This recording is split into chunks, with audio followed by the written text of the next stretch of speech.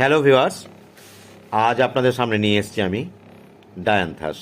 ডায়ান্থাসের একটি মাত্র পরিচর্যা, সেটি হলো এই যে পুরাতন ফুলগুলো, মূর্ছে যাওয়া ফুলগুলো কেটে দিতে হবে, নইলে কিন্তু প্রচুর খাবার নষ্ট করবে এবং বেশি ফুল পাবেন না। এটাকে কেটে ফেলুন।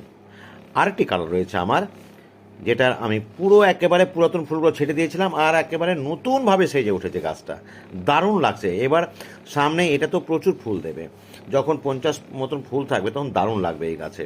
আর হ্যাঁ, এই গাছটি যেহেতু বছরভর বেঁচে থাকে, তাহলে এর যে খাবারটা দেবেন, শিংকুচি, বন্ডাস, নিমখোল, কোকোপিট, কম্পোস্টের সঙ্গে অবশ্যই 10-26-26 মিশিয়ে দেবেন।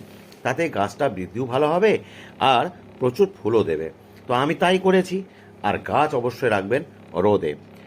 আগেই বলেছি বর্ষব্যাপী থাকে গাছটা। তো এই ধরনের টিপস পেতে হলে, পরবর্তী ভিডিও দেখতে হলে অবশ্যই ফলো করুন আর সাবস্ক্রাইব করে দিন যদি